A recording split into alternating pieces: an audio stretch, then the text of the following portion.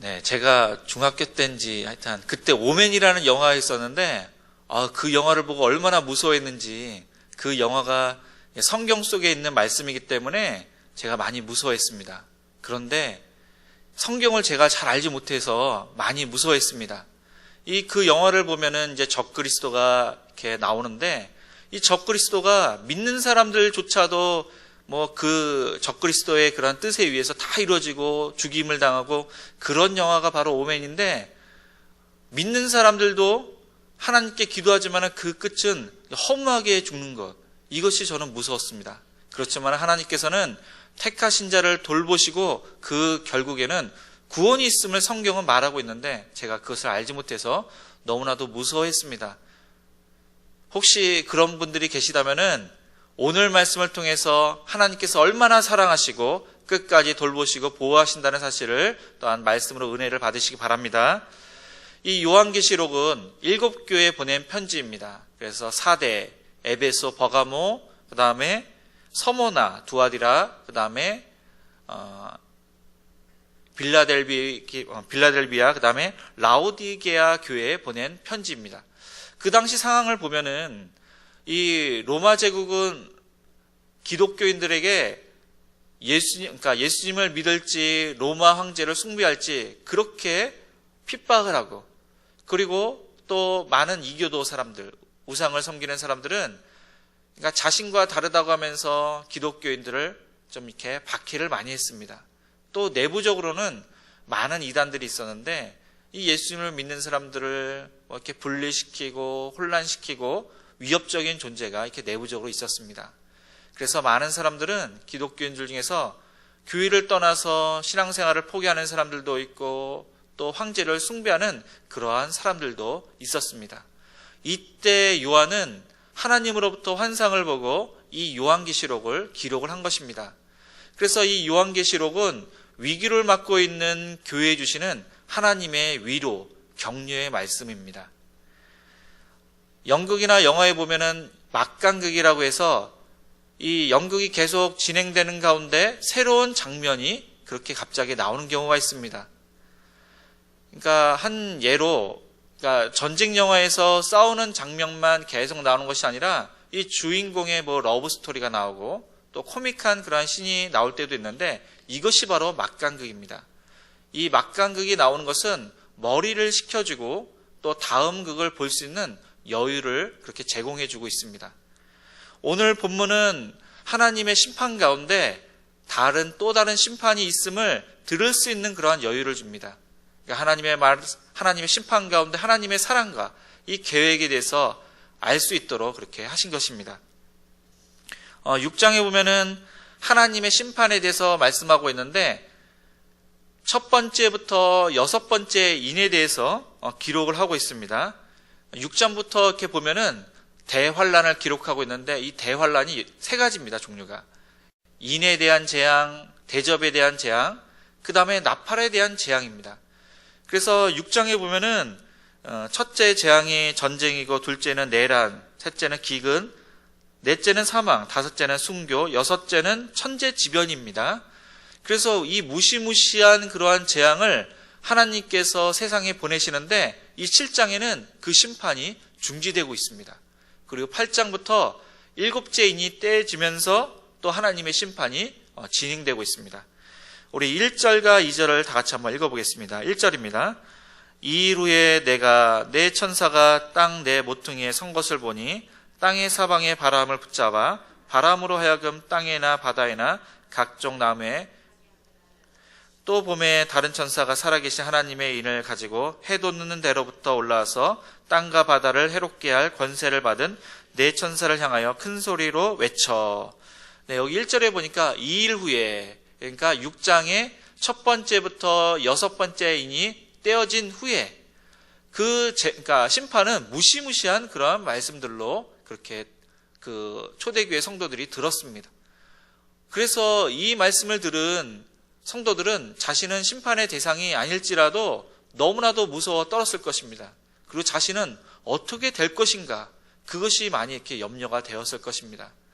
하나님께서는 이 성도들의 마음을 헤아리시고 이 두려워하고 또 염려하는 성도들에게 지금 7장을 통해서 하나님의 특별한 간섭하심, 하나님의 사랑에 대해서 말씀을 하시고 있는 것입니다. 이 1절에 보니까 네 천사가 나타나서 그러니까 땅의 사방의 그 바람을 붙잡았다고 말씀하고 있습니다. 이 네 천사는 6장의 말탄 천사들입니다. 그러니까 하나님의 심판의 대행자들입니다. 그리고 바람은 이 고난과 환난, 전쟁을 의미합니다. 그러니까 정리를 하면은 그 하나님의 심판의 대행자들인 말탄 네 천사가 지금 고난과 환난, 전쟁을 지금 붙잡고 있다는 것입니다. 그러니까 중지를 시키고 있다는 것입니다. 이 네 천사들은 하나님의 도장을 가지고 그러니까 해돋는 곳으로부터 나온 다른 천사의 명령을 받고 지금 심판을 중지하고 있는 것입니다. 여기서 또 보면은 인치는 천사가 해돋는 곳으로부터 그렇게 나왔다고 올라왔다고 성경은 기록하고 있습니다. 하나님의 교회 그리고 JMS 정명석이라는 이단이 있습니다. 많은 이단들이 이사야 41장 2절과 46장 11절에 거기에 이제 동방이라는 그런 단어가 있는데 해 돋는 곳이 바로 동방이고 이 동방이 우리나라이기 때문에 자신들의 교주가 우리나라에 그렇게 나왔다고 그렇게 주장을 하고 있습니다. 그러나 성경은 가나안을 중심으로 동방, 서방, 북방, 남방으로 그렇게 말씀하고 있습니다. 그러니까 시리아 지역이 가나안 위쪽에 있는데 그것이 북방이고 애굽이 바로 남방이고 요단강 바로 오른쪽이 동방 그리고 블레셋 사람들이 살았던 이 가나안 서쪽이 서방이었습니다. 성경에서 욥을 동방 사람이라고 했습니다. 그러면은 이단의 말에 의하면은 욥은 우리나라 사람이 되는 것입니다. 그리고 창세기 11장 2절에 보면은 그들이 동방으로 옮기다가 신할 평지를 만나 거기에 거류하면서 바벨탑을 쌓았는데 그러면은 우리나라의 바벨탑이 쌓게 되는 것입니다. 그리고 민수기 2장 3절에 보면은 동방에 돋는 쪽에 진칠자는 그 진영별로 유다의 진영의 군기가 속한 자라. 그러니까 동방의 유다의 진영이 진을 쳤다고 그랬는데 우리나라의 유다의 진영이 진을 친 것입니다. 이 동방이라는 것은 이 다니엘서 1장 2절에 보니까 이 신할 땅, 바벨론 땅임을 그렇게 명시하고 있고 요한계시록 16장 12절 보면은 자막 이렇게 나올 겁니다.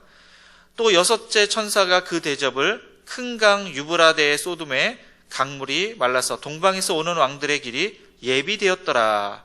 이 동방에 그러니까 유브라데 강, 그러니까 유프라테스 강이 있음을 성경은 기록하고 있습니다. 근데 유프라테스 강이 어디 있습니까? 네, 그러니까 이라크 지역 거기에 있는 것입니다. 우리나라에 있는 것이 아닙니다. 이 이단들은 우리나라가 동방 예의주국이기 때문에 이 동방이 우리나라라고 그렇게 말도 안 되는 이야기를 하고 있습니다. 이 해돋는 데 이곳은 하나님의 방향을 가리키는 것입니다.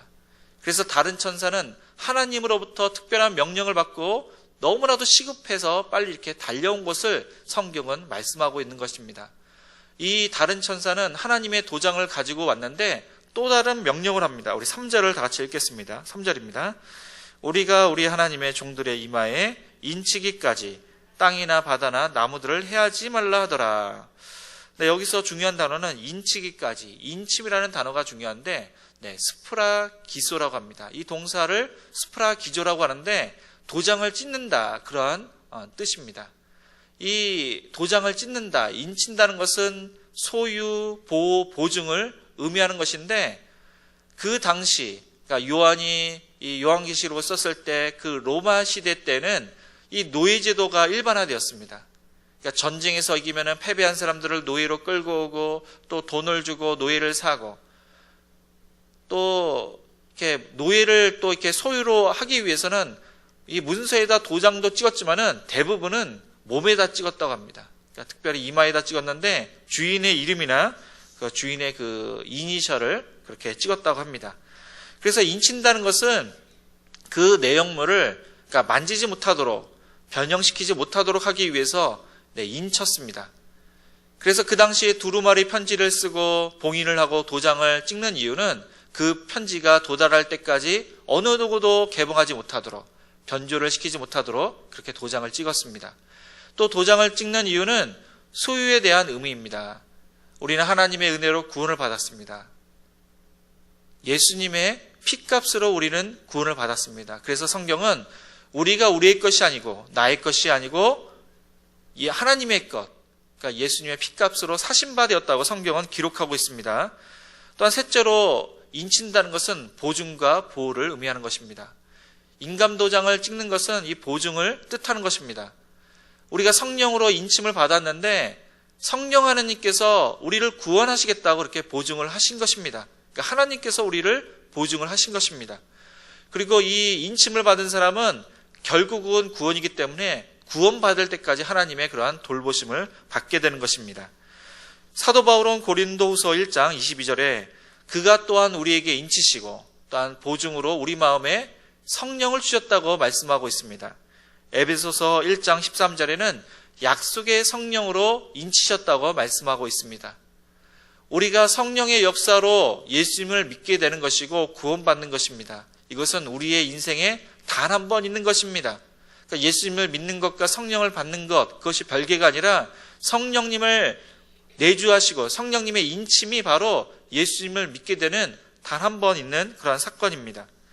그래서 본문에서 하나님의 인을 가지고 도장을 찍는다는, 인친다는 그 사건은 이미 구원받은 자를 이 천사들이 도장을 찍는다는 것이 아니라 그때까지 구원받지 못한 그러한 사람들을 하나님께서 그 사람들을 그러니까 인쳐서 구원하시겠다는 하나님의 그러한 구원에 대한 의지입니다. 그래서 이 본문을 읽은 초대교회 성도들은 안심을 하고 큰 위로를 받았습니다. 예수님께서 지금 재림하신다면은 그들은 어떻게 될까 그렇게 걱정을 했는데 그들은 하나님의 그러한 보호하심에 돌보심을 받고 또한 사랑하는 가족 중이나 또한 믿지 않는 그러한 이웃 사람들이 그렇게 복음을 증거했지만은 믿지 않았지만은 하나님의 은혜로 구원받음을 그들은 기억하고 안심을 했을 것입니다. 하나님께서는 마지막 때에 구원받을 자를 다 구원을 하십니다. 그리고 돌보시는 하나님이십니다. 지금 마지막 때라고 제가 단정은 짓지는 않습니다. 하지만은 이 세상의 보건대 이 전쟁도 많고 기근도 많고 자칭 그리스도라고 하는 이단들이 너무나도 많습니다. 성경은 그럴 때 마지막이 가까웠다고 말씀을 하고 있습니다. 이 마지막은 그 누구도 알 수도 없습니다. 하나님만이 아십니다. 우리가 할 수 있는 것은 복음을 전하는 것밖에 없습니다. 세상의 종말이 언제일지 모르지만은 또한 개인적인 종말이 언제일지 모르지만은 우리는 계속 인내를 갖고 복음을 증거해야 될 줄 믿습니다. 그래서 사랑하는 가족이나 믿지 않는 그 가족이 있다면은 또한 이웃이 있다면은 많은 사람들에게 복음을 증거를 해서 나를 통해서 구원의 역사가 있는 그러한 은혜가 있기를 주님의 이름으로 축원드리겠습니다. 그래서 이번 추석 때에 복음을 꼭 증거하시기 바랍니다. 믿지 않는 그러한 친척이나 가족이 있을 것인데 복음을 꼭 증거하시기 바랍니다. 네, 4절이 너무나도 중요한데 우리 4절을 한번 다 같이 읽겠습니다. 4절입니다. 내가 인침을 받은 자의 수를 들으니 이스라엘 자손의 각 지파 중에서 인침을 받은 자들이 14만 4천이니 네, 이 말씀이 중요한 이유는 이 말씀 때문에 많은 이단들이 생겨났습니다. 이단들은 이 14만 4천을 실제적인 숫자라고 그렇게 주장을 합니다. 그러니까 구원받은 사람의 수가 14만 4천이 된다는 것입니다. 자기들의 그러한 무리들이 14만 4천에 속했다고 그렇게 이야기를 하면서 그 14만 4천이 될 것이니까 빨리 자기들의 그러한 무리에 들어오라고 이렇게 미혹을 하고 있습니다. 그래서 자기들에게 간 사람들에게 자기들이 가지고 있는 만든 생명책에 그 사람의 이름을 기록을 합니다. 이단들은. 그러니까 이단에 빠진 사람들은 이 거짓 생명책에 자신의 이름이 기록되었음을 보고서 만족해하고 또 그 이름에 삭제될까봐 그 사람들의 명령에 아주 철저하게 복종하고 있습니다. 그리고 거기서 나오지도 못하고 있습니다. 이 구절들은 이 4절 9절에 의해서 만든 그 교리가 14만 4천 교리인데 여호와의 증인과 안식교가 이것을 주장을 했고 최근에는 하나님의 교회, 신천지, 많은 이단들이 이 14만 4천 교리를 그렇게 주장을 하고 있습니다. 이들의 공통점은 그러니까 종말이 가까웠다는 겁니다. 그리고 뭐 비디오를 통해서 뭐 이렇게 무서운 공포영화, 그러니까 종말에 관련된 공포영화를 보여주면서 두렵게 만들고 자신들에게 와야지 구원을 받을 수 있다고 그렇게 미혹을 하고 있습니다. 이 14만 4천이라는 수는 상징수입니다. 그러니까 이스라엘의 그러한 수의 개념을 알아야 됩니다. 2는 그러니까 두 증인의 수이고, 3은 삼위일체 하나님, 4는 환란이고, 5는 은혜, 그 다음에 6은 사람의 수고, 7은 완전수, 8은 승리, 9는 저주와 심판, 10은 또 완전수이고, 11은 무질서, 12는 또 완전수입니다. 그래서 이 14만 4천이라는 것은 실제적으로 구원받은 사람이 14만 4천이 아니라 하나님께 구원받은 수, 하나님의 그러한 구원은 완전하다라는 그러한 표현입니다. 그래서 그 각 지파마다 1만 2천인데 이 12는 완전이라고 했습니다. 그러니까 10은 또 완전이라고 했습니다. 이 10을 3번, 그러니까 10 곱하기 10 곱하기 10은 1000인데 이 1000에다가 12지파에 또 12지파에 하여튼 12를 곱하면 14만 4천인데 하여튼 완전수라는 그러한 개념입니다. 그래서 이 구원받은 자들의 총수가 바로 14만 4천이라는 겁니다. 하나님의 교회는 그 안식교에 있다가 거기서 그들이 뭐 농명책이 있습니다. 생명책이라는 거기서 제명된 안산홍이라는 사람이 있습니다. 그 안산홍을 남자 하나님, 또 그 안산홍이 죽고 난 다음에 나중에 그의 첩 장길자가 자신을 여자 하나님으로 그렇게 믿어야지 구원을 받는다고 주장하는 이단이 바로 하나님의 교회인데, 이들은 1988년, 1999년, 작년 2012년에 14만 4천이 되어서 종말이 올 것이라고 그렇게 이야기를 했습니다. 그러나 종말이 오지 않았습니다. 그들은 그렇게 이야기한 것은 돈을 끌어모으기 위해서 그렇게 거짓말을 했습니다. 돈을 끌어모아서 새 성전을 그렇게 마련하고 그들의 그러한 교단을 확장을 했습니다. 그리고 지금 그들은 등록 성도가 100만 명이나 된다고 그렇게 주장을 하고 있습니다. 그러니까 그들 스스로 14만 4천 교리가 아님을 스스로 밝히고 있는 것입니다. 이 신천지는 14만 4천을 주장했는데 14만 4천 명이 넘어버렸습니다. 그러자 이 14만 4천 명은, 그러니까 14만 4천 명 먼저 된 사람들은 제사장 14만 4천으로 첫째 부활에 참여를 하고, 이 제사장에 의해서 인침을 받는 사람들을 흰무리, 오늘 말씀에 보면 나중에 나옵니다. 셀 수 없는 무리라고 하면서 이들은 둘째 부활에 참여한다고 그렇게 주장을 하고 있습니다. 그런데 어떤 사람은 예수님을 믿는 사람들 중에서 어떤 사람은 제사장이고 어떤 사람은 흰무리, 셀 수 없는 무리가 아니라 구원받은 사람은 누구나 다 제사장이고 또한 셀 수 없는 무리, 흰무리입니다. 부활에 대해서도 2번 부활이 있는 것이 아니라 단 한 번 있는 것입니다. 예수님께서 재림시에, 그러니까 데살로니가 전서 4장 14절 보면은, 그러니까 먼저 자는 자가 먼저 부활을 한다고 성경은 말씀하고 있습니다. 또 고린도전서 15장 51절에 보면은 살아있을 때 예수님께서 재림할 경우에 순식간에 호련히 그렇게 변화된다고 말씀을 하고 있습니다. 예수님께서 재림을 하시면은 먼저 죽은 자나 그때 살아있는 사람은 순식간에 변화되어서 들어올림을 받게 되는 것입니다. 그러니까 휴거가 되는 것입니다. 또한 부활은 한 번 있지만 그 종류는 2가지입니다. 요한복음 5장 29절에 보니까 선한 일을 행한 자는 생명의 부활로, 악한 일을 행한 자는 심판의 부활로 나오리라 성경은 기록하고 있습니다. 그러니까 예수님을 믿는 자는 한 번 죽고 생명의 부활로 영원한 생명을 얻게 되는 것입니다. 그러나 예수님을 믿지 않는 자는 한 번 죽고 심판의 부활로 또 영원한 사명을 그렇게 받게 되는 것인데, 믿지 않는 자들은 2번 죽게 되는 것입니다. 이 14만 4천에 대한 다른 이단들 중에서 세대주의의 해석을 우리가 살펴볼 필요가 있습니다. 이 세대주의에 대해서 많은 사람들이 알지 못하는데, 이 세대주의가 주장하는 것은 성경을 문자 그대로 해석을 한다는 것입니다. 구약의 이스라엘과 신약의 교회는 아무 상관이 없다고 그들은 주장을 합니다. 그들은 세대를 나눕니다. 구약은 율법을 지켜야지 그러니까 구약의 율법을 지켜야지 구원을 받고, 또 신약은 하나님의 은혜로 구원을 받는다고 그들은 주장을 하고 있습니다. 그들은 예수님의 재림이 2번이라고 또한 주장을 하고 있습니다. 그래서 많은 이단들이 이 세대주의 해석을 통해서 그들의 교리를 만들고 있는 것입니다. 이 이단들의 특징은 개역 한글 성경을 문자 그대로 해석을 하고 있습니다. 개역 개정을 절대로 안 봅니다.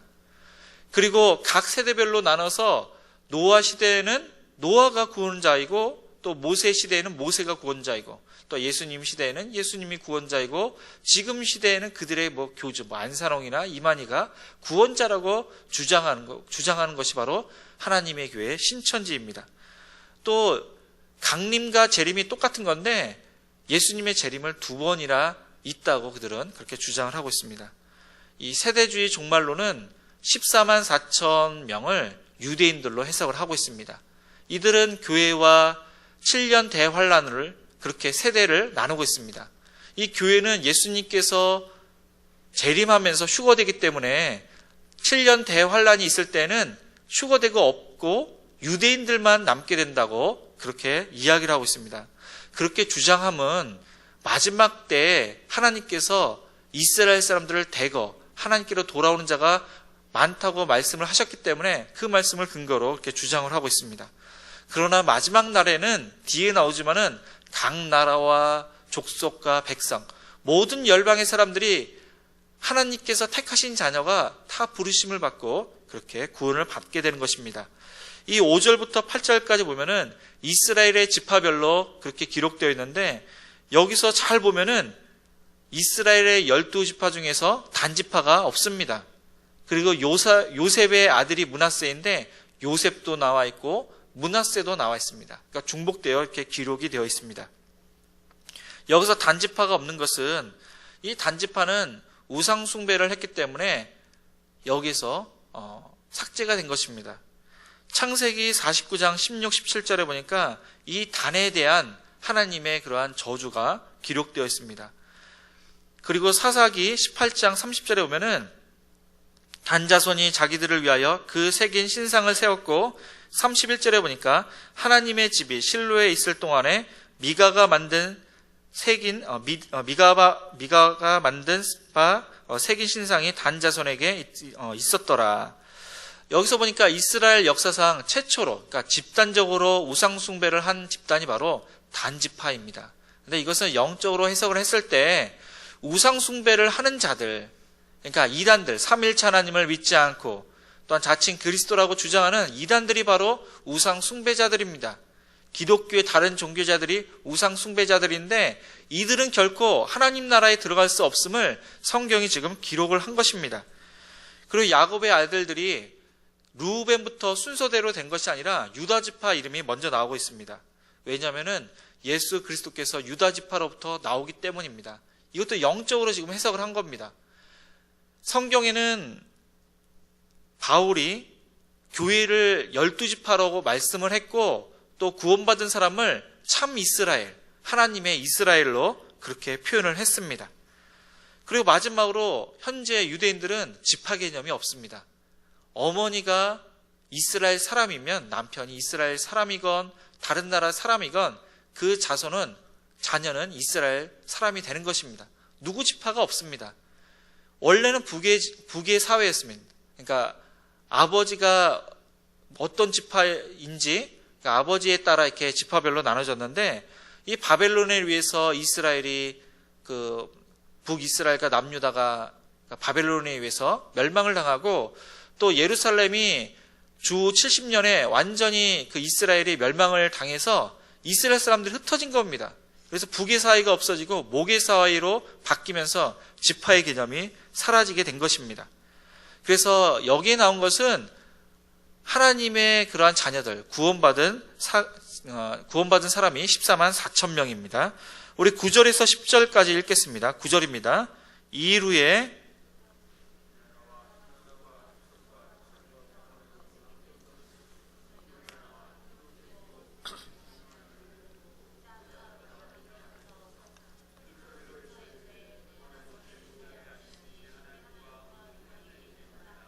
네, 아멘.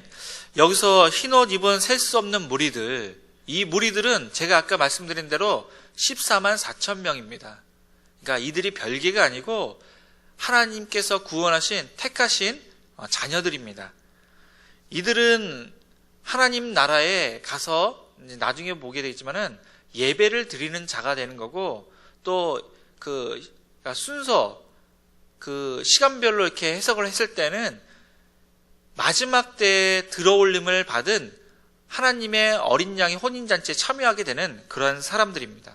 그러니까 둘 다 떠나서 구원받은 사람이 예배, 하나님께서 하나님의 이름을 찬양하고 또 하나님과 함께하는 그러한 영원히 그렇게 생명으로 천국에서 살게 되는 그러한 축복을 얻게 되는 것입니다. 이 혼인잔치, 천국에 들어가는 사람은 예수님을 믿는 자만이 들어갈 수 있는 것입니다. 각 나라와 족속과 방언, 빈부귀천, 남녀노소 어떤 것을 막론하고 예수님만 믿으면은 다 구원을 받는 것입니다. 예수님만 믿으면은 하나님의 임재를 확실하게 똑똑하게 목격을 하는 것이고, 또 영과 진리로 또 하나님을 찬양을 하게 되는 것입니다. 이 셀 수 없는 무리들은 흰옷을 입고 종려나무 가지를 들고 있다고 했습니다. 이 종려나무 가지는 평화를 상징을 하는 것입니다. 그러니까 슬픔이 없고 고통이 없고 사망이 없는 것이 바로 종려나무입니다. 예수님께서 예루살렘에 입성을 했을 때 많은 사람들이 호산나 호산나 하면서 예수님을 찬양을 하고 또한 예수님의 입성을 너무나도 크게 환영을 했습니다. 우리가 천국에 가게 된다면은 우리가 천사들과 함께 이러한 찬양을 하게 될 것입니다. 우리를 구원하시고 또한 우리의 삶을 또한 지도하시고 인도하시고 또한 많은 그러한 축복을 하신 그 하나님을 찬양을 하게 될 것입니다. 이 찬양에 대해서는 12절까지 7장 12절까지 보면은 이 찬양이 계속 이어지고 있고, 요한계시록 5장 12절 말씀이 요한계시록 7장 11절에서 12절 그 말씀과 지금 똑같은 그러한 찬양으로 기록되어 있습니다.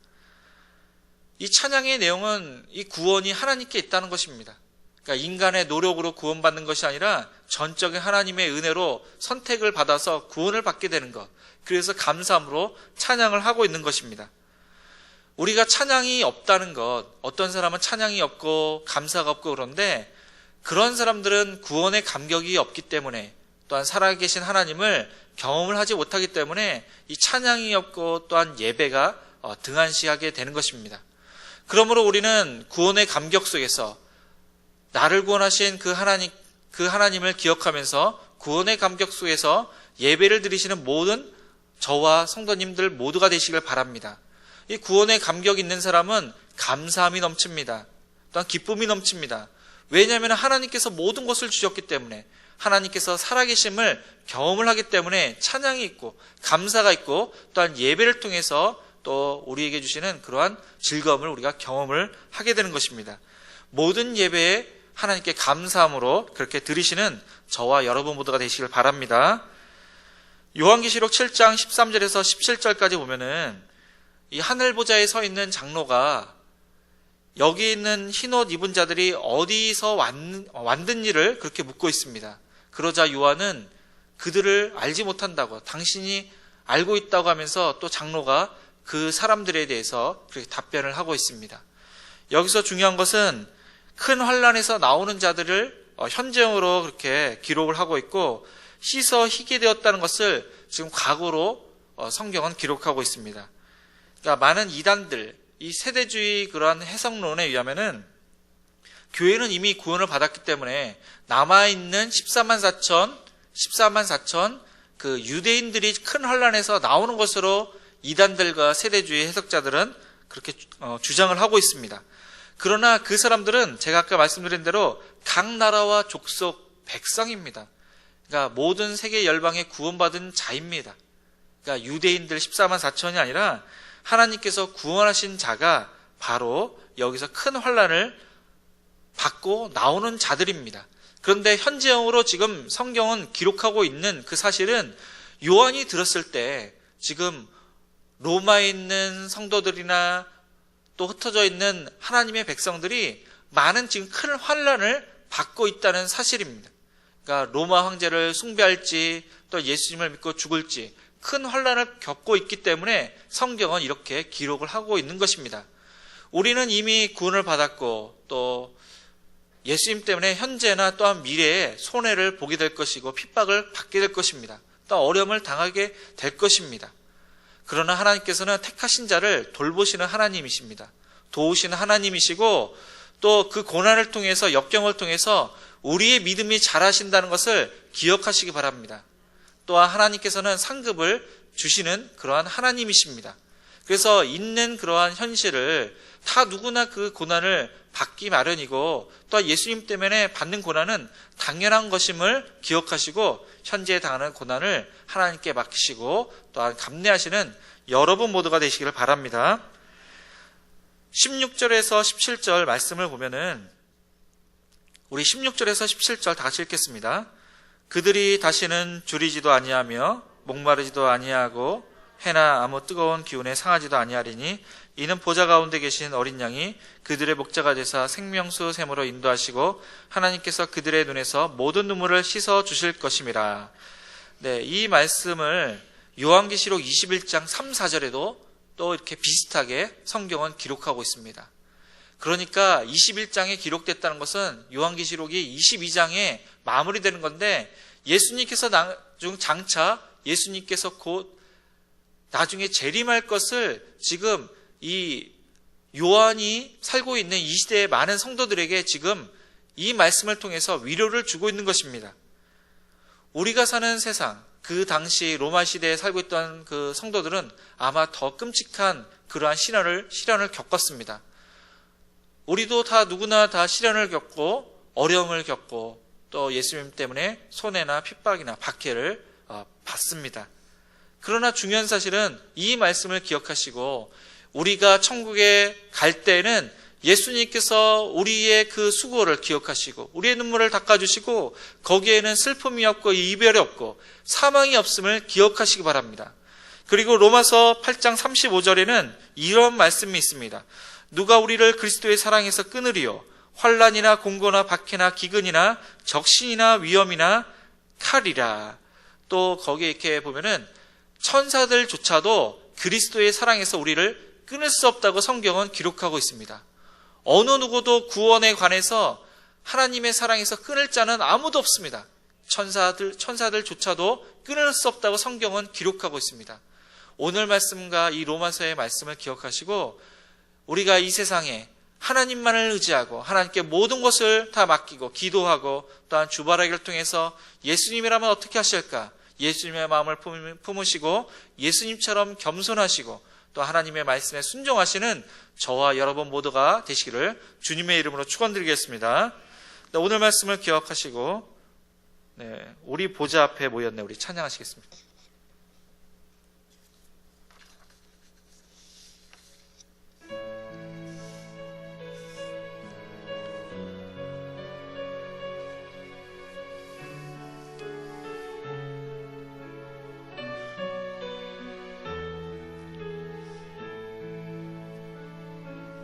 우리 보좌 앞에 모였네.